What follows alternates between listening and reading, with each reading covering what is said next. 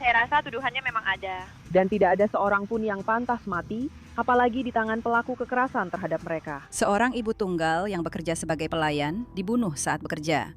Kejahatan mengerikan itu disaksikan oleh rekan kerja dan pelanggan Ellie Hill. Saya akan menceritakan tentang Ellie Hill, bagaimana dia dikenang, dan pria yang dituduh melakukan pembunuhan kejam terhadapnya.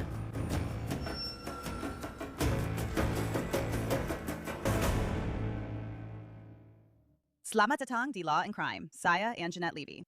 Kamu tahu, Alyssa Hill sangat dicintai oleh banyak orang. Dia punya banyak teman, dan dia memiliki seorang putri dan seorang putra. Alyssa biasa dipanggil Ellie. Jadi, itulah yang akan saya sebutkan di sini. Ellie adalah seorang pekerja keras. Dia bekerja sebagai pelayan di sebuah restoran cabai yang populer di Norwood, Ohio. Itu adalah kota kecil yang dikelilingi oleh kota Cincinnati. Skyline Chili adalah institusi khas Cincinnati. Restorannya ada di mana-mana. Ini adalah jenis tempat di mana kamu masuk, duduk, memesan cheese coney, yaitu hotdog di dalam roti, dilapisi cabai dan ditaburi keju cheddar. Kamu juga bisa memesan three-way chili di atas spaghetti. Ini adalah hal yang unik dari Cincinnati dan sangat populer. Pelayanannya cepat dan ramah. Aku memberitahumu ini, bukan untuk membicarakan makanan, tapi untuk memberikan gambaran tentang apa yang sedang terjadi saat Ellie Hill dibunuh. Ellie sedang bekerja di salah satu shift pelayanannya yang biasa pada hari Selasa 2 Juni. Saat itu jam makan siang, tepat sebelum tengah hari. Dia bekerja 7 hari seminggu. Jadi ini akan menjadi waktu yang sangat sibuk di Skyline Chili. Ellie sedang mencatat pesanan untuk seorang pelanggan ketika sesuatu yang tak terbayangkan terjadi. Polisi Norwood mengatakan seorang pria masuk ke restoran dengan membawa pisau dan menikam Ellie Hill. 911. Kami butuh seseorang di Skyline Chili di Norwood. Seorang pelanggan baru saja datang. Oke, saya sudah menaruh truk di sana. Ada apa ini? Apakah ini Dada? Oke, perempuan kamu bilang? Tidak, ini akan menjadi perempuan yang normal. Skyline di Norwood! Oke Bu, saya sudah mengirim mereka sudah menuju ke sana. 458 ya Tuhan, sekarang juga tapi saya rasa saya tidak tahu. Right now, but I think she's, I don't know. Oke, Anda bilang dia ditusuk di dada. Ini jebakan, dia ada di sini. Di mana orang yang menusuknya? Dia sudah berada di luar sana, oke? Apa? Apakah yang menusuknya itu laki-laki atau perempuan? Itu laki-laki, itu mantan pacarnya. Oke, apakah dia masih di sana? Tidak, dia sudah lari keluar. Oke, apakah kamu melihat ke arah mana dia pergi? Dia lari keluar pintu, orang-orang mengejarnya. 911, ada keadaan darurat apa? Hello, saya berada di Norwood Skyline. Di Norwood ada seorang wanita baru saja ditusuk. Gadis itu baru saja ditusuk. Pria itu, dia baru saja lari keluar pintu. Kami tidak tahu dia ada di mana. Ya, saya rasa sudah banyak orang yang menelpon soal Skyline di Norwood. Telah terjadi penusukan. Oke, apakah dia sedang dalam perjalanan? Mereka butuh ambulans. Saya tidak tahu. Saya di jendela drive-thru. Kamu di drive-thru. Iya. Harus ada ambulans untuk membantu seseorang. Oke. Sudah kami kirim. Kami memang sudah mengirimkannya. Apakah kamu tahu seperti apa penampilannya? Tidak, aku tidak tahu. Ada beberapa orang yang berlari keluar mencoba mengejar mereka. Oke. Dan aku hanya mendengar orang-orang berteriak di dalam. Oke, baiklah. Ada banyak panggilan yang masuk, jadi aku akan menutup telepon dan memberi mereka kabar terbaru. Ya, oke, terima kasih. Sekarang aku hanya memutar beberapa cuplikan dari panggilan 911. Ada bagian-bagian yang memang tidak akan aku putar untukmu, di mana petugas operator memberitahu seorang wanita muda bagaimana cara mencoba membantu Ellie sampai paramedis tiba. Itu sangat mengerikan. Penelpon terakhir tadi mengatakan bahwa orang-orang mengejar pria yang menikam Ellie keluar dari restoran. Polisi Norwood menemukan pria yang mereka yakini telah menikam Ellie Hill. Namanya Rick Wright. Dia berusia 37 tahun dan tinggal di Norwood. Kantor kejaksaan mengonfirmasi bahwa Wright adalah mantan pacar Ellie. Catatan pengadilan menunjukkan bahwa Rick Wright adalah seorang narapidana yang telah divonis bersalah. Dia pernah menjalani hukuman penjara karena perampokan, dan dia juga pernah ditangkap karena perdagangan narkoba di masa lalu. Pada bulan Desember 2025, dia didakwa karena menyerang seorang petugas polisi. Tapi sepertinya Wright tidak hadir di pengadilan. Pada bulan yang sama, Wright didakwa melanggar masa percobaannya karena dia tidak hadir untuk pemeriksaan dan gagal mengikuti perawatan yang diperintahkan pengadilan. Seorang teman Ellie Hills mengatakan kepada lawandcrime.com bahwa Ellie hanya berpacaran dengan Rick Wright dalam waktu yang singkat. Mungkin 3 atau 4 bulan, dan sudah ada tanda-tanda bahaya. Ellie merasa bahwa Wright mungkin bersifat obsesif. Brooke Crawford mengatakan, sejauh yang ia tahu, Ellie sudah tidak berbicara dengan Wright selama setahun dan telah melakukan semua yang seharusnya dilakukan sebagai korban kekerasan dalam rumah tangga. Tapi tidak ada permintaan untuk surat perintah perlindungan atau hal-hal seperti itu. Meskipun rekan kerja Ellie dan petugas medis sudah berusaha sebaik mungkin, nyawanya tidak bisa diselamatkan. Ellie Hill, seorang ibu berusia 27 tahun dengan 2 anak kecil, seorang putri dan seorang putra, meninggal dunia. Dia dibunuh. Hidupnya direnggut darinya. Polisi mengatakan pelakunya adalah seorang pria yang hanya sempat dia kencani dalam waktu singkat. Sebuah halaman GoFundMe untuk anak-anak Ellie menyebutkan bahwa dia bekerja 7 hari seminggu dan menjadi tulang punggung keluarganya. Dia bekerja keras untuk menghidupi anak-anaknya dan merawat ayahnya yang sedang sakit. Sebenarnya dia sedang berusaha mengumpulkan uang untuk membeli mobil van agar bisa membawa ayahnya ke janji medis ketika dia dibunuh. Ibu Ali meninggal belum lama ini, dan sekarang keluarganya harus menghadapi tragedi lain, yaitu pembunuhan Ali, dan mereka berusaha merawat 2 anaknya yang cantik. Skyline Chili di Norwood tutup pada hari Rabu 3 Juni, tetapi akan dibuka kembali. Di luar restoran yang biasanya ramai dengan pelanggan dan staf, terdapat pot-pot bunga dan pesan dukungan untuk keluarga dan teman-teman Ali. Orang-orang datang untuk berduka, masih terkejut atas apa yang terjadi. Ada sesuatu yang memberitahuku saat kami pergi membeli makan siang untuk anak-anakku, bahwa aku harus menghentikanmu. Dan aku harus mendoakannya, dan bukan hanya dia, tapi juga anak-anaknya. Serta agar sistem peradilan membuka mata mereka dan melakukan sesuatu kali ini, untuk membuatnya bertanggung jawab, sehingga para pelaku kekerasan lainnya di dunia melihat bahwa kamu tidak bisa begitu saja melakukan hal seperti ini. Dan aku langsung mulai berdoa, dan air mataku mengalir seolah-olah aku mengenalnya. Tapi itulah yang aku lakukan di sini hari ini, hanya mendoakannya. Setiap kali kami masuk ke sini, dia menangis. Dia sangat sopan, dia memperlakukan anak-anakku dengan penuh kasih, seolah-olah dia mengenal mereka. Padahal sebenarnya dia tidak mengenal mereka secara pribadi. Aku rasa tuduhannya memang ada, dan tidak ada seorang pun yang pantas mati, apalagi di tangan orang yang menyiksanya.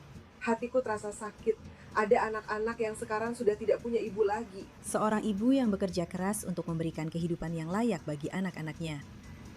Ini tidak benar, ini tidak bisa diterima. Dan sampai dunia ini menemukan apa yang harus dilakukan untuk membantu mereka, semuanya akan tetap sulit. Kamu bilang kamu bekerja di tempat penampungan korban kekerasan dalam rumah tangga. Saya tidak bisa mengungkapkan lokasi manapun atau apapun. Tapi kamu paham soal kekerasan dalam rumah tangga. Itu adalah siklus yang sangat jahat. Itu sangat mengganggu. Ada perempuan yang memohon bantuan.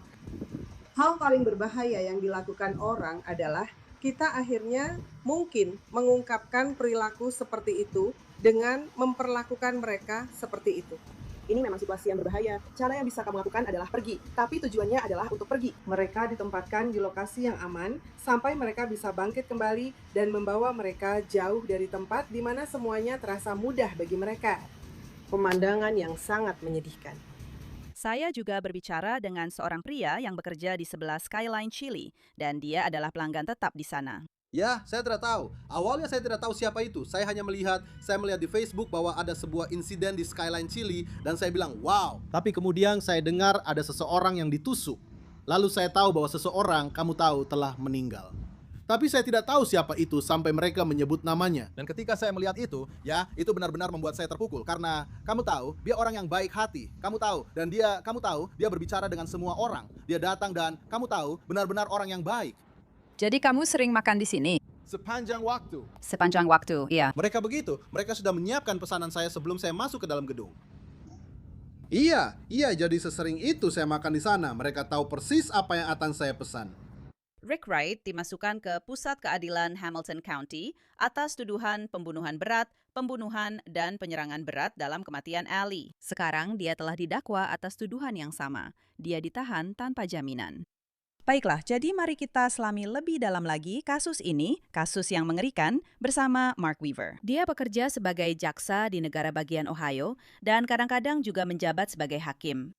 Mark, aku langsung teringat padamu saat memikirkan kasus ini karena kamu sudah menuntut begitu banyak kasus selama bertahun-tahun. Dan kita punya Rick Wright yang dituduh mendatangi mantan pacarnya di tempat kerjanya dan menikamnya. Maksudku, apa yang kamu pikirkan sebagai jaksa saat mendengar hal itu?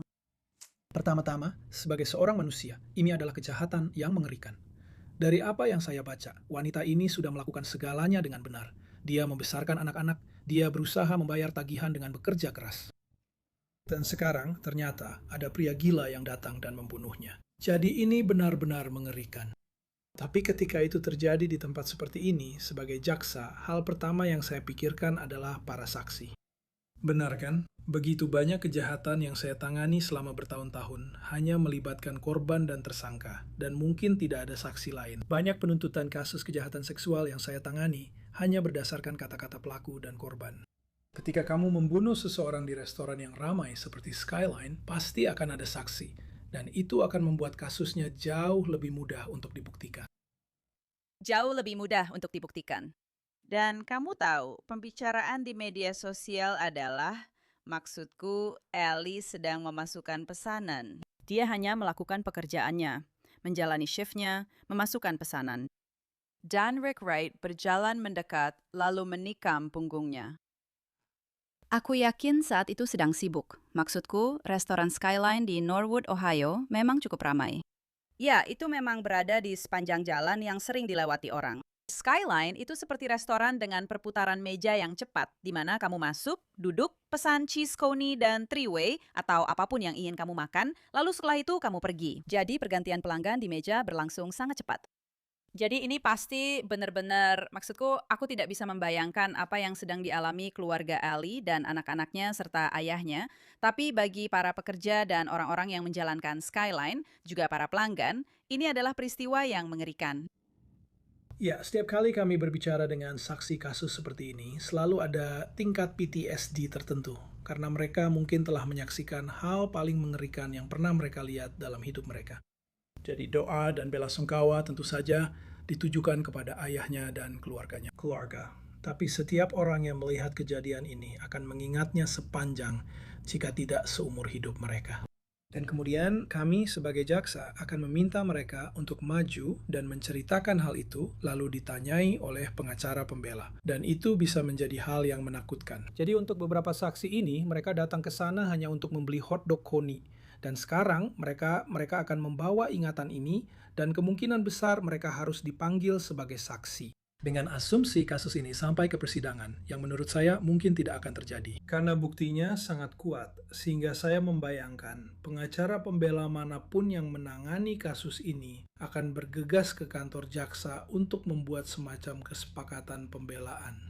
Di negara bagian Ohio, mereka memiliki dakwaan pembunuhan yang hukumannya 15 tahun hingga seumur hidup. Tetapi mereka juga memiliki dakwaan pembunuhan berat. Dan itu adalah dakwaan yang berlaku ketika kejahatan dilakukan dengan perencanaan sebelumnya. Tapi ada juga beberapa hal lain yang mempengaruhi dakwaan itu, beberapa persyaratan lain. Dan salah satunya adalah, Anda tahu, usia korban, hal-hal seperti itu. Apakah Anda melihat jaksa di Dewan Juri menaikkan ini menjadi dakwaan pembunuhan berat saat mempresentasikan kasusnya?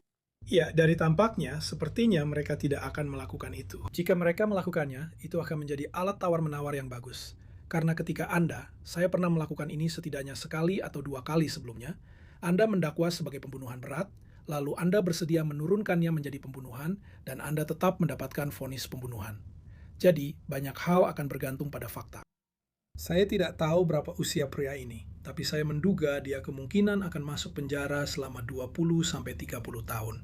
Banyak hal tergantung pada hakim. Banyak hal tergantung pada kesepakatan jaksa. Tapi dia harus menjalani hukuman yang berat. Ini bukan kasus yang memenuhi syarat hukuman mati. Bagi para penonton yang berpikir mungkin ada hukuman mati. Ohio memang memiliki hukuman mati. Saya pernah menangani kasus hukuman mati. Ini tidak memenuhi syarat untuk hukuman mati di Ohio. Namun, pria ini memang punya latar belakang yang cukup menarik. Maksud saya, dia pernah melanggar masa percobaan menurut catatan pengadilan karena penyerangan ringan. Dan tampaknya itu adalah penyerangan terhadap seorang petugas polisi. Dia melanggar masa percobaan itu sepertinya pada bulan Desember menurut catatan. Tapi dia tidak pernah ditangkap. Itu agak mengejutkan. Dan mungkin karena itu hanya pelanggaran ringan. Polisi mungkin harus memilih kasus mana yang diprioritaskan ketika sumber daya terbatas. Dia juga, kamu tahu, punya catatan hukuman untuk kejahatan lain di masa lalu. Kamu tahu, rasanya, wow, kalau saja dia sudah ditangkap karena pelanggaran masa percobaan itu di bulan Desember. Mungkin, tergantung pada hakimnya, mungkin saja dia masih akan tetap di penjara. Benar sekali. Kebanyakan orang berpikir bahwa ketika surat perintah penangkapan dikeluarkan, polisi akan langsung bergerak dan menyisir jalanan untuk mencari seseorang. Itu mungkin benar untuk kasus kejahatan berat, dan memang sering begitu. Untuk surat perintah pelanggaran ringan, itu jarang terjadi. Jumlahnya terlalu banyak dan petugas polisi terlalu sedikit untuk menanganinya, terutama di pinggiran kota besar seperti Norwood.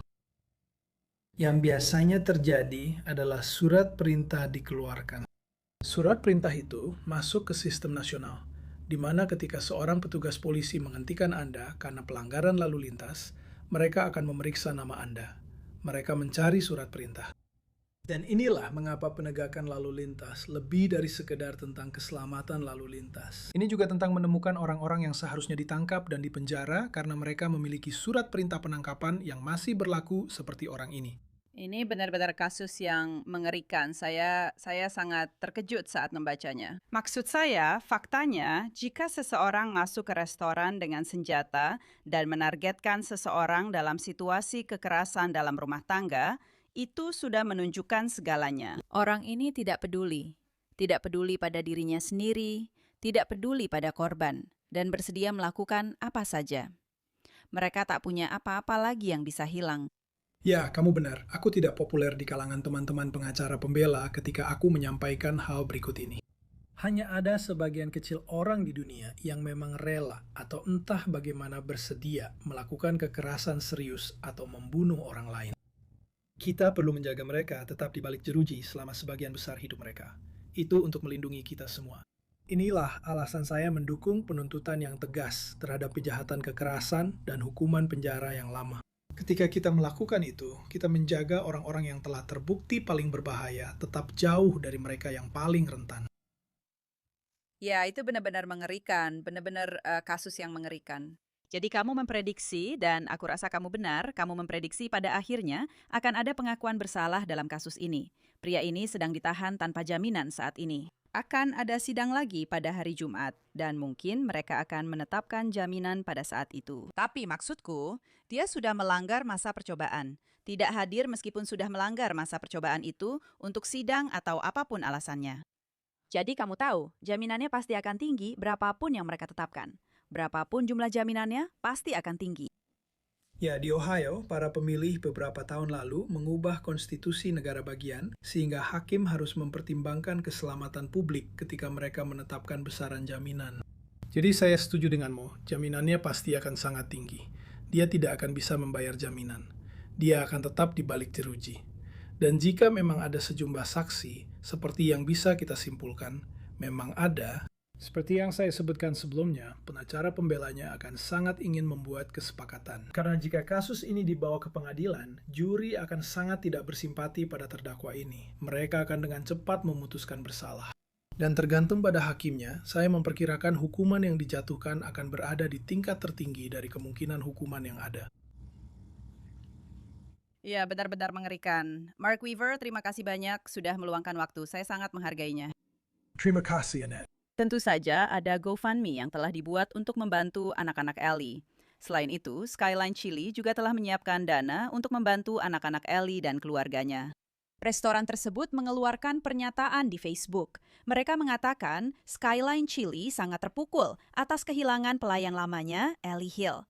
Norwood Skyline yang dimiliki oleh keluarga Ms. Mizla akan menyumbangkan 20% dari penjualan restoran selama Minggu 8 hingga 15 Juni ke dana yang telah dibuat dan akan langsung diberikan kepada 2 anak Ellie. Skyline Chili telah menyumbangkan $25,000 ke dana tersebut. Mitra kami di Coca-Cola Consolidated juga telah menyumbangkan $25.000 ke dana ini. Terima kasih atas doa dan dukungan Anda semua. Sekali lagi, Rick Wright ditahan tanpa jaminan dan dia dijadwalkan untuk kembali hadir di pengadilan pada hari Jumat 5 Juni. Itu saja untuk episode Law and Crime kali ini. Saya Anjanette Levy. Terima kasih banyak sudah bersama saya. Sampai jumpa lagi di sini lain waktu.